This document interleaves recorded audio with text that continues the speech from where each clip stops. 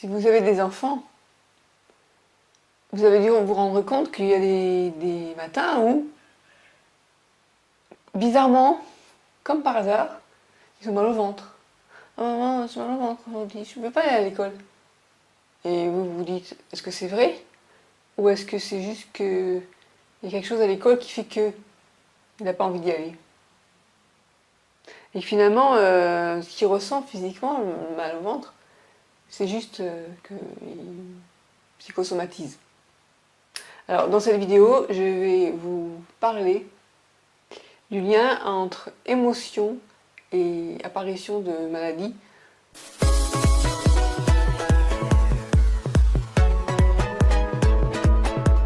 Je souhaite vous parler du pouvoir des émotions.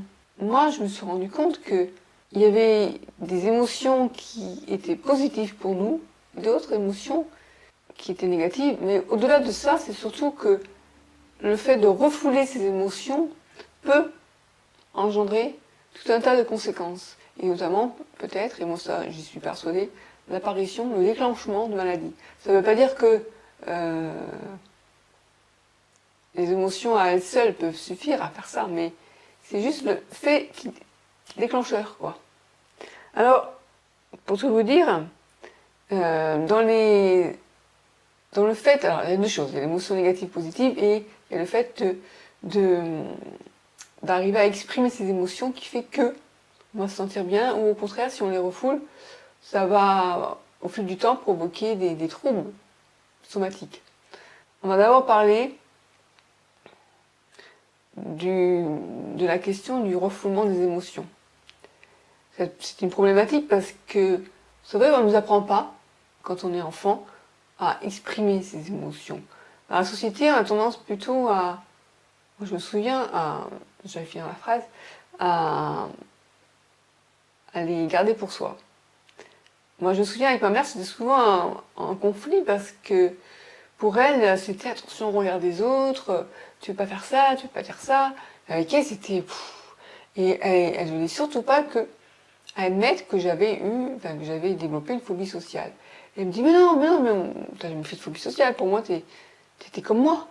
Je dis, maman, ça parce que j'étais comme toi que j'avais pas eu de la phobie sociale. Elle se rendait pas compte qu'elle avait une forme un peu de, j'appelle ça, entre guillemets, autisme social. Et c'est vrai qu'avec le temps, on se plaisait bien dans notre prison dorée. Mais c'était quand même une prison, donc elle s'est enfermée elle-même, elle a fait sa bulle. Il y a son parcours personnel qui a fait que elle a été orpheline très tôt, à 5 ans de son père, à 14 ans de sa mère. Elle s'est protégée comme ça. Mais le refouler ses émotions, pour elle, c'était finalement m'interdire à moi, après sa fille, de m'exprimer. Et non, tu dis pas ça, et qu'est-ce qu'il va penser, Mais attends, on vit plus, quoi, quand on dit pas ce qu'on pense, et que si t'es en colère, il faut que tu exprimes ta colère, et puis, ah oui, mais non, les gens vont t'en vouloir, et alors, combien de temps ils vont t'en vouloir, c'est bon, les gens, et puis, voilà, et ça, c'était vraiment lourd à vivre, et donc, la dernière fois, ça s'est passé, c'est quand son infirmier s'occupait mal d'elle, quand ma mère est décédée de la maladie de Charcot. Et moi, j'ai fait un mot en disant, s'il vous plaît, infirmier, il y a ça, il y a ça, il y a ça. Je montrais les différents points sur lesquels je voulais qu'il s'améliore, quoi. Et ma mère m'a été folle, elle m'a pas plus parlé à ce moment-là. Mais j'ai senti que ça allait déranger. Je lui ai dit, mais attends, mais si moi, je vais pas dire à l'infirmier des choses qui vont pas, qui va le faire? Personne, et tu vas rester dans... Non, je ne pouvais pas la laisser comme ça. Et donc, malgré le fait qu'elle voulait pas que je lui dise, et c'est vrai que cette infirmier était un peu... Il y a eu un clash avec la devis, parce que la devis lui a dit Madame Brûlé, attends, depuis 8h du matin que vous arrivez à 11h30, vous respectez pas les horaires. Elle était en HAD, en hospitalisation à domicile. Et là, l'infirmier est parti dans ce... Oh là, il a pété un plomb, il s'est mis à crier, ouais, si vous n'avez pas à me dire ce que je dois faire, comme ça. Et voilà. Voilà, pour moi, l'HAD, c'était des emmerdes à domicile. Bon, bref, je vais pas vous parler de ça. Tout ça pour vous dire que c'est vrai que certaines personnes ont tendance à refouler leurs émotions. Et ça, je suis sûre que moi, ma mère, son mode de vie a fait que ce fait de toujours refouler ses émotions a fait qu'à un moment donné, elle a développé une maladie neurodégénérative. Moi, c'est ce je pense. Après, il n'y a rien actuellement pour prouver cela. Sauf que quand même, c'est reconnu, et ça je le lis, ils disent, pour certaines personnes, la difficulté consiste à identifier clairement leurs émotions. Pour d'autres, ayant déjà cheminé intérieurement, il reste à déchiffrer les croyances associées et qui se rejouent. Enfin, pour les plus éclairés, demeure la nécessité d'en nettoyer leur corps physique qui, malgré tout, peut conserver certaines traces dans les cellules. Parmi les émotions et pensées les plus immobilisantes, la peur de perdre, la peur de manquer, la peur de l'abandon, la mésestime de soi, la tristesse enfermante, l'angoisse. Bon, moi, je reconnais tout à fait que je pense que l'apparition de ma sclérose en plaques est liée au décès de mon grand-père. Il y a eu, c'était quelqu'un que j'aimais beaucoup, mais il n'a pas géré cet amour qu'il me portait. Moi, j'étais sa petite fille, mais il m'a considérée un peu comme une femme déjà. Et il a fallu que je fasse, comment dire, que j'expérimente le psychodrame pour que je comprenne que finalement, mon grand-père m'avait procuré du plaisir et que je culpabilisais beaucoup par rapport à ça, qu'à la fois il était mon frère charmant et c'était pas normal quoi. À 12 ans, quand il est décédé, il y a eu quelque chose qui s'est bouclé en moi, je pense. Et c'est comme si je n'osais pas dire autour de moi, mais il me manque, mais c'est horrible ce qui m'arrive, parce que mes parents finalement étaient soulagés de se dire bon, c'est bon, son grand-père est mort, maintenant on n'a plus à protéger de lui. Sauf qu'il me laissait comme ça, avec ce qui s'était passé, que je n'avais pas nommé, que je n'avais pas mis des mots M-O-T-S, et au final ça s'est développé en mots M-A-U-X. C'est vraiment ce que je ressens. Hein. Et comme par hasard, il n'y a pas de hasard, les premiers symptômes de la sclérose en plaques sont arrivés après 12 ans, où j'ai commencé à me plaindre de fatigue, des crises de spasmophie, ça c'est des crises d'angoisse, je pense. Bref, voilà, donc pour moi c'est clairement ça. Donc il faudrait apprendre à exprimer ses émotions, à ne plus avoir peur du regard des autres, ce qui ne veut pas dire qu'il faut faire n'importe quoi en société, il faut quand même un minimum de respect, mais arriver à s'exprimer, à ne pas garder pour soi, arriver à dire voilà, je suis plus avec mon grand-père parce qu'il m'a pris pour sa femme, ça a été très long pour moi, c'est un long parcours. Mais il a fallu que je comprenne que je n'étais pas responsable de ça. Et que finalement, là où je pouvais m'en vouloir, c'était de ne pas avoir osé en parler. Mais tout faisait qu'il ne fallait pas que j'en parle. Moi, il y avait un étau au-dessus de la tête qui disait non, Christelle, ça, maintenant que ton grand-père est mort, de toute façon, le problème est résolu. Sauf qu'il n'y avait rien résolu en moi. Voilà. Donc ça, c'est une chose importante. Ma mère me disait, mais non, mais je n'osais pas te faire parler parce que je me disais, ça va être un nouveau traumatisme. Au contraire, j'ai dit, pouvoir dire ce qui s'était passé, pour mettre des mots, eh bien, ça m'aurait permis de... Mais encore, aurait-il fallu qu'en face, on me dise, c'est pas toi la responsable. C'est pas toi l'adulte, c'est toi, t'es un enfant. À 12 ans, on a un enfant. À 5, 6 ans, 7, 8 ans, avant 10 ans, 12 ans, on n'est qu'un enfant. Et s'il n'y a pas un adulte qui lui dit, c'est pas ta faute, il n'y a plus rien. Moi, pour moi, je me disais, on n'a rien fait de mal, mais pourquoi, pareil, le temps là-dessus. Donc, alors, en mal, c'est refouler ses émotions. Et en bien, eh bien, je vais donner mon expérience du psychodrame. Donc, le psychodrame, c'était en fait, il y avait deux psychologues. Il y en avait un qui animait la séance et l'autre qui faisait son compte rendu à la fin de la séance. Et celui qui animait la séance, donc, il disait aux personnes, voilà, donc, on raconte notre histoire, vous allez la rejouer. Et donc, vous choisissez des personnages, enfin, des personnes qui sont présentes pour rejouer la scène. Et moi, je rejouais la scène avec mon grand-père, où j'ai pu exprimer, en fait, ma tristesse, enfin, ma peine de sa mort. Et après, il y a eu le fait que je me déculpabilise, que c'était pas moi qui étais responsable de sa mort. Et bref, parce qu'en plus, je me culpabilisais pour sa mort. Bref, parce que c'est le fait d'avoir parlé qui a fait que il est décédé. Parce que, voilà, on a pu se voir. Et en fait, le psychologue me posait la main comme ça, dit bon, dis ce que tu ressens. Il fallait sortir ses émotions et rejouer en fait, mais avec le fait qu'on est adulte maintenant et en fait, on aide notre enfant intérieur. Je vais vous lire ce qu'ils disent là-dessus. J'ai trouvé un truc intéressant. Ils disent la maladie. Alors, on peut débloquer les nœuds. En fait, ils disent que c'est un blocage d'énergie qui fait que ça entraîne des maladies. La maladie, c'est le mal à dit. Bon. En décodant les messages que le corps nous envoie, on peut identifier les émotions et les sentiments négatifs qui sont cachés derrière. Donc, il faut, en fait, première étape, reconstituer l'histoire de la maladie. Deuxième étape, régler le conflit émotif en libérant les émotions émotionnelles. Ce que j'ai fait, la mémoire émotionnelle. Ouais. C'est ce que j'ai fait pendant le psychodrame. Et après, ils disent, après avoir identifié la cause profonde de malaise ou de la maladie, souvent restée inconsciente, on ramène la personne dans la situation retrouvée en veillant à ce qu'elle soit bien connectée à ses émotions. Elle va être amenée à revivre émotionnellement la situation à l'âge dans laquelle elle a vécu. Ce qui importe est de changer l'interprétation émotionnelle négative du moment. C'est l'adulte qui, avec sa compréhension d'aujourd'hui, va aider l'enfant qu'il était en l'accompagnant à accepter une interprétation qui puisse lui être favorable. Et c'est exactement ça, comme ça que j'ai vécu moi le psychodrame.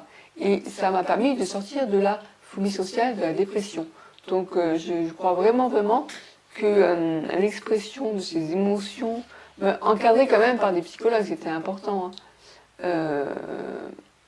Ça m'a aidé. Cette libération émotionnelle a fait que, eh bien, je suis passée d'une personne qui connaissait la phobie sociale et qui était dans la dépression à une personne qui a pu s'exprimer en vidéo, comme je le fais maintenant, qui a un blog, qui a participé à un concours de vidéo, qui est allé à TF1 pour témoigner, enfin TF1, pas à la télé mais à Paris, qui était aussi à France 5, là par contre à l'émission Allô Docteur, pour témoigner, voilà. Et c'est vraiment important de repérer ces émotions qu'on a refoulées et d'arriver à les exprimer. Et ça, la libération émotionnelle, on peut également utiliser la technique de EFT, Emotional Freedom Technique, mais c'est important moi je suis convaincue vraiment que le refoulement des émotions, le blocage énergétique et le blocage émotionnel fait que, il faut bien que le corps, il s'exprime, quoi. Il s'exprime comment? Par les maladies. Voilà. C'est vraiment, j'en suis convaincue. Alors, il y a une autre personne qui confirme ce que je dis. C'est dans la revue Santé Corps Esprit du mois de juin. Autophagie, activer le pouvoir de guérison de votre corps. Quand tout va bien, votre corps fait le ménage lui-même, se débarrasse des cellules abîmées et répare celles qui peuvent encore servir. C'est ce qu'on appelle l'autophagie. Sauf que ce processus peut s'enrayer et favoriser le développement de nombreuses maladies. Le naturopathe Didier Lebaille explique comment stimuler l'autophagie. Décidément, l'aérophagie. Bon. Le mot autophagie a fait irruption dans l'actualité le 3 octobre 2016 à l'occasion de l'annonce du prix Nobel de médecine. À la surprise quasi générale, ce prix a été décerné au biologiste japonais Yoshinori Oshumi pour ses travaux de pionnier sur l'autophagie, un processus cellulaire fondamental qui permet d'éliminer et de recycler des composants intracellulaires, mais aussi de piéger et détruire des micro-organismes invasifs tels que virus et bactéries. Alors, je vais directement sur la partie qui m'intéresse. Quelle est la relation entre l'autophagie et les maladies? C'est tout simple. En cas de mauvais fonctionnement de ce système, il y a notamment risque d'accumulation de mutations génétiques, cancer, de dépôts protéiques, Alzheimer, de protéines mal repliées, Parkinson, ou encore risque de retard dans l'élimination de divers microbes, maladies infectieuses. Lorsque le processus autophagique est défectueux, cela peut donc favoriser le développement des cancers, des maladies neurodégénératives ou des infections microbiennes. Exactement. Pour prendre l'exemple de la maladie d'Alzheimer, une déficience de l'autophagie s'observe dès le stade initial de cette maladie à travers l'accumulation de la protéine bêta-amyloïde dans les neurones. Cette protéine n'est pas nuisible en elle-même, mais elle le devient à partir du moment où son élimination ne peut plus être assurée correctement. Les fameuses plaques séniles résultent de l'agrégation de cette protéine en dehors des neurones. Pour le cancer a été la première maladie reliée à des anomalies de l'autophagie. L'un des gènes clés de l'autophagie, à savoir BCLIN1, est un gène suppresseur de tumeurs.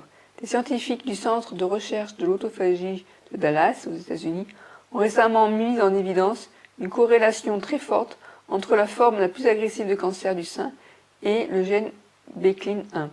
En cas d'activité réduite de ce gène, le risque de développer cette forme agressive de cancer du sein est multiplié par 35. N'est-il pas possible de stimuler l'autophagie sans nécessairement recourir aux médicaments? La réponse est oui. Pour reprendre l'exemple du VIH, les recherches montrent que la vitamine D est capable d'inhiber la réplication du VIH dans les macrophages en stimulant l'autophagie. Donc, vous voyez, si la vitamine D, si c'est parce que la vitamine D stimule l'autophagie, on se rend compte que la vitamine D, on ne sait pas pourquoi, améliore les troubles de la sclérose en plaques. Non, pas améliore, c'est pas ça. C'est que ça réduit ça aide à réduire la fréquence des poussées. Je crois que c'est ça. En tout cas, les neurologues le recommandent. Donc, est-ce que c'est un rapport avec l'autophagie? La vitamine D favorise aussi l'expression du gène BCLIN1 qui est à la fois un gène majeur de l'autophagie et un gène suppresseur de tumeurs. Problème.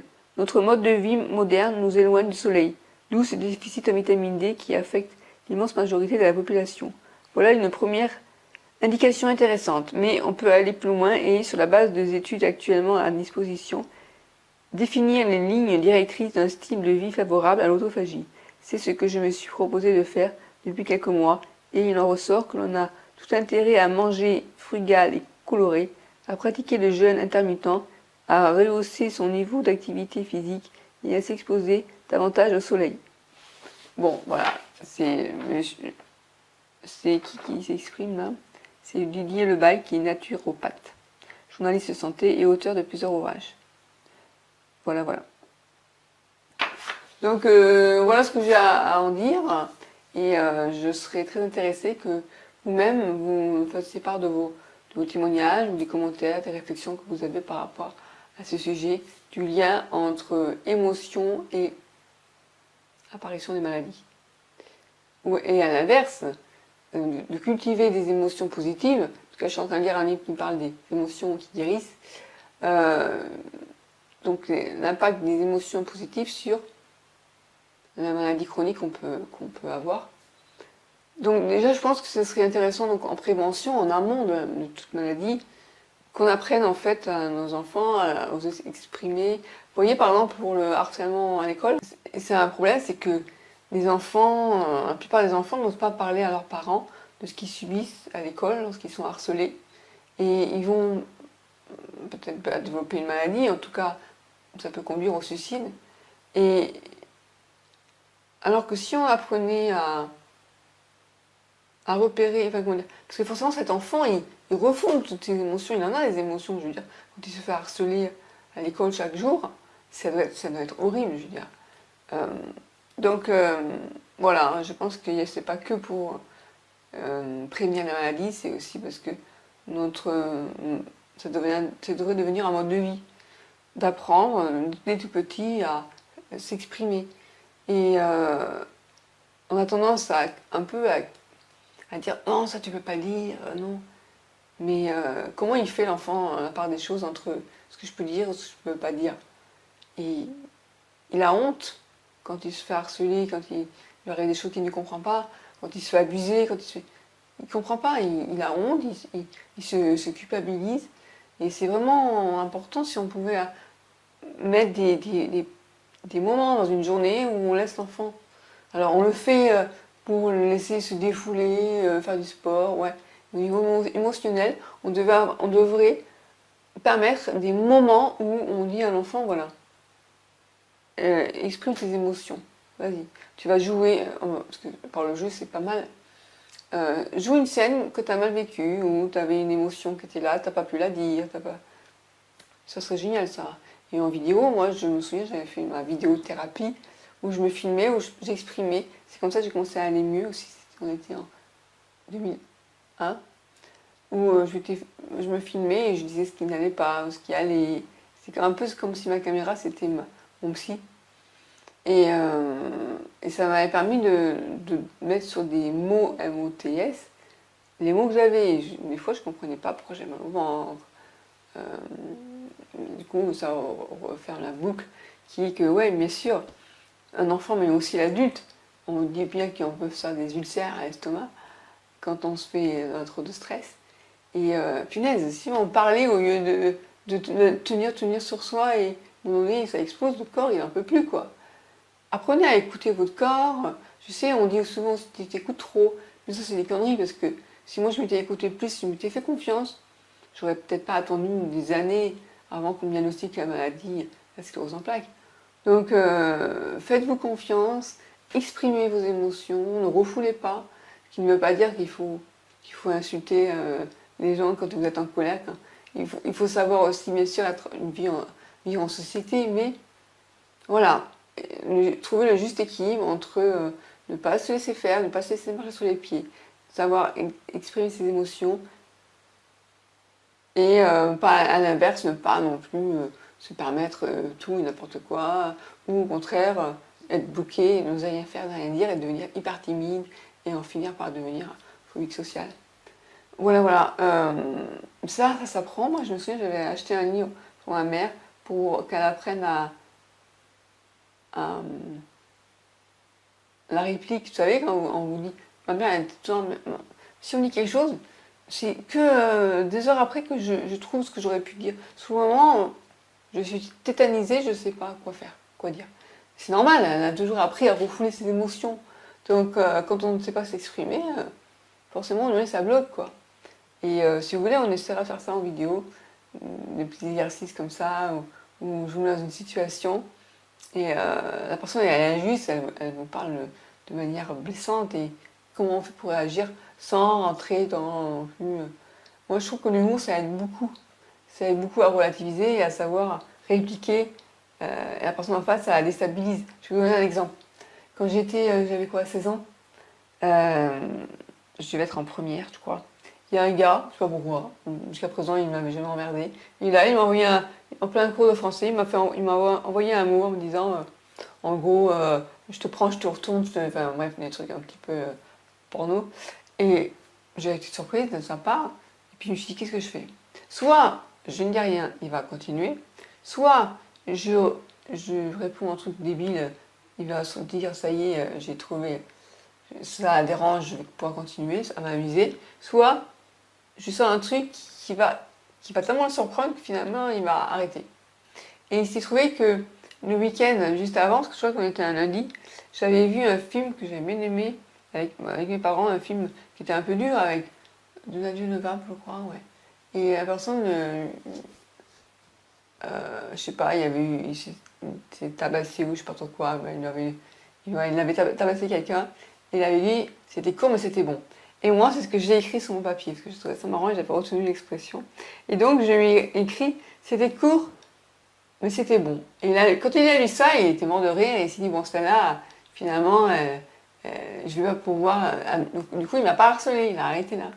Il a trouvé que j'avais eu une bonne répartie, et moi qui étais super timide, et encore plus avec les mecs, ben, je me suis dit, ben moi, ben, j'ai bien fait finalement.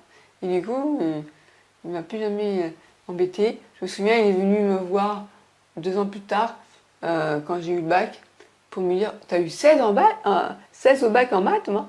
J'avais jamais la moyenne, et puis ce jour-là, ben, parce que j'avais été, merci au prof de maths, qui avait proposé à tous les élèves de bachoter. Et j'étais la seule à être venue. Et du coup, j'ai vu un cours particulier avec lui. il s'est trouvé que c'est le genre d'épreuve qu'on a eu au bac. Je pense que c'était un hasard, hein. Et j'ai eu 16, voilà. Alors que j'avais jamais la moyenne. Comme quoi. Enfin, tout ça, voilà, pour vous exprimer, pour vous expliquer que c'est pas facile, effectivement, de savoir exprimer ses émotions quand on n'a pas l'habitude, mais ça peut s'apprendre. Voilà. Donc, à bientôt sur le blog mieuxvivreavec.fr.